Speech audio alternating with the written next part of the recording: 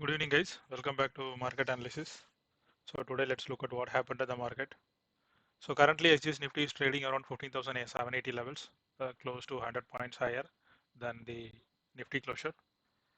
DGA is Dow Jones is 95 points higher, Nasdaq is higher. So global cues are good. So coming to Nifty today, Nifty after the RBI news in the morning, it it started opening high close to 15,710 levels, but then it could not sustain and started like the Friday mania, which was extending for last 2-3 weeks, did not last today. It opened higher and then it started falling down, but sustained the 15,600 levels and closed above 15,670, which is the resistance. So Bank Nifty fell close to 357 points. It fell down at 35,291.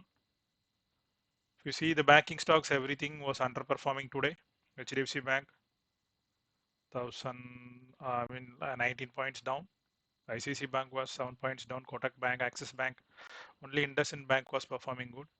Bajaj Finance, all the NBFCs, Bajaj Finance, Finance, Muthoot Finance, all one by one started giving the breakouts. All at, if you see Bajaj Finance, it is close to 6,000 levels. And coming to RBI policy, there was not much changes on the repo rates, but on the liquidity infusion and the inflation rates, which is projected, I think it was not, it was mild negative. So I think that is one of the reason market was reacting negative. Uh, Overall, the market was flat. However, the select mid cap and small cap stocks closed higher with decent gains. And as I said, the NBFCs closed higher while the bank stocks ended lower. Global auto companies like Bharat Forge and Tata Motors did exceptionally well and closed at the highest point. Especially Tata Motors gave a breakout at the last minute. Bharat Forge at one stage it was like a tufan. Uh, the ones who took all the 260 CE, I think yes, 260 CE. It was like a huge move on that. And if you see coming to the metal sectors, there were some value buying and stocks like NMDC, uh, Vedanta Limited, JSW Steel all closed in a positive territory. On a weekly basis, for the third consecutive week, the market closed in positive territory under the leadership of the energy sector, which I mentioned yesterday. To focus on energy sector today, energy sectors stocks like IOC, ONGC, Tata Power are all performing very good. Uh, So NBFCs, auto, commodities also helped the market to close above the highest level.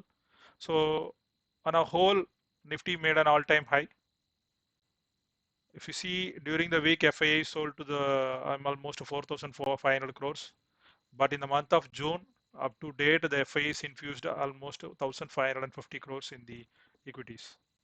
Technically, the 15,550 and 15,400 levels would be major supports for Nifty. And on the higher side, if you see 15,800, 16,000, 16,200 would be the next hurdles for Nifty. And the basic trend is bullish, but in the absence of domestic flow, if you see domestic, like DAE flows were very less. So in that case, our markets would be following only the global cues, which are mixed and sensitive to the pace of inflation. In the coming week, if you see global cues could dominate the market. For the week, the strategy would be to buy on dips because the market, if you see now also, it is buy on dips market. Up to 15,550 to 450 will be the levels for buy on dips. But if markets starts closing below 400, 15,400 levels, then that would be the stop loss level. So it's better focus on auto, insurance companies, commodities, and technology companies in the coming week. So So coming to FIDA data, today FI had bought 1,499 crores and DAs had sold 1,175 crores. So not a much infusion in from the cash market.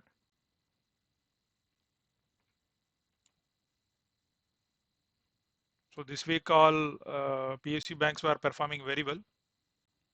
So I would expect the momentum to continue towards auto stocks like Motherson Sumi and Tata Motors were performing very good.